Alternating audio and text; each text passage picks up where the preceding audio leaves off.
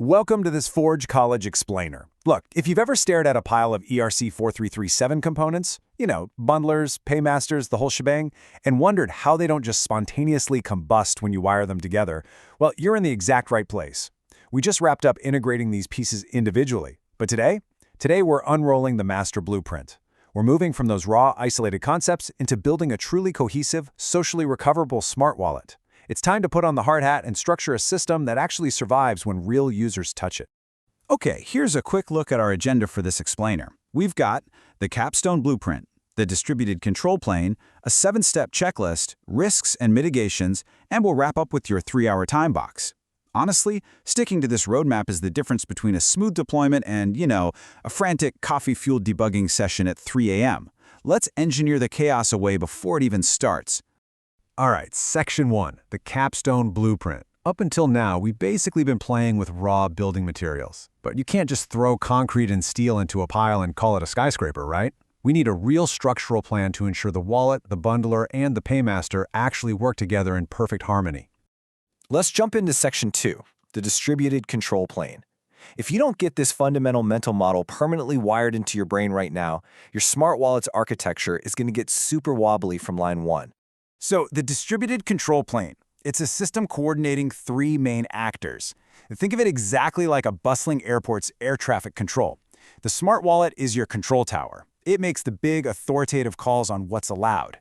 The bundler, that's your fleet of planes, organizing and dispatching operations. And the paymaster is your highly regulated fuel supply, making the final call on who gets sponsored to fly. I mean, imagine if the fuel supply suddenly tried to direct the planes. Total chaos, right? A literal crater on the runway. That's why keeping these roles separated is absolutely non-negotiable. And this perfectly breaks down who does what and where things usually go wrong. The wallet validates, but its biggest enemy is validation drift. The bundler submits, but it's terrified of network outages. And the paymaster? It decides on sponsorship, but faces the nightmare of unexpected fund depletion. Treating one component as both the policymaker and the heavy operator? Yeah, that's a recipe for disaster. Keep them separated, and you actually get to keep your weekend. Moving right along to Section 3, the 7-step checklist. This is where we take all that abstract architecture and turn it into a highly actionable, step-by-step integration workflow. Let's hit the first 4 steps. Step 1, take a strict inventory of your gaps. If you don't document what code you're missing now, you're going to find out the hard way when your compiler yells at you on a Friday afternoon. Step 2, define the exact inputs and outputs for your interfaces and invariants. Step 3, lock in that bundler strategy. And Step 4, establish your paymaster policy. And look, this isn't just about paying gas fees. Actually, it's about setting hard cryptographic limits so an attacker can't just drain your treasury in 30 seconds. The final 3 steps are where we stress test reality. Step 5, verify your social recovery integration end-to-end. Step 6 is integration tests. Or, let's be real, chaos tests. Drop connections, feed it garbage data, see if it survives. And finally, Step 7, deployment and monitoring. Get those alerts wired up so you know the exact second something acts up in the wild. All right, Section 4, risks and mitigations. Because, let's face it, reality is eventually going to throw an earthquake at your beautiful blueprint. We really have to look in the mirror and ask, what happens when things break? Like, what if the paymaster runs completely dry right in the middle of a critical social recovery operation? You absolutely do not want to be fixing that live on mainnet while users are screaming at you in all caps on Discord. So let's tackle that exact nightmare. The risk is paymaster depletion during a surge of recovery requests. The mitigation? A strict fail-closed policy.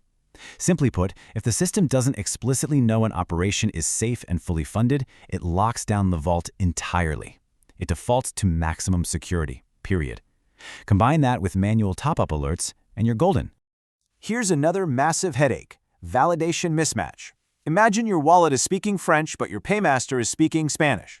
The wallet says, looks good, but the paymaster rejects the data structure. To fix this drift, our mitigation is brutal but effective. Shared JSON schemas. They have to use the exact same dictionary.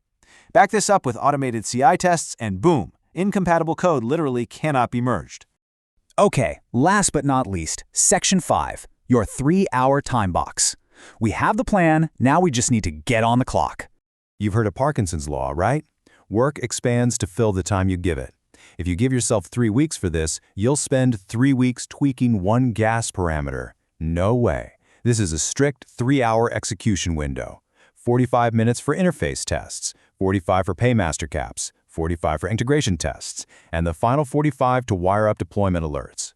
This acts as a massive forcing function to actually finish the checklist instead of overthinking it. And the result of those 3 hours? A single one-page notes artifact, your completed checklist, risks, mitigations, and test outputs. This is your structural starting ticket. Once you have this in hand, you can actually start coding with total confidence. Look, before we wrap, you gotta internalize this quote. Validation invariants belong in both contract code and test artifacts. Why? Because if they only live in your tests, your deployed code is completely naked on mainnet. But if they only live in the contract, your tests are blind and won't catch logic errors later. Mirror them in both places, always. And with that, you are officially Capstone ready. You've got the mental models, the 7-step checklist, and the time box game plan. So I'll leave you with this provocative thought.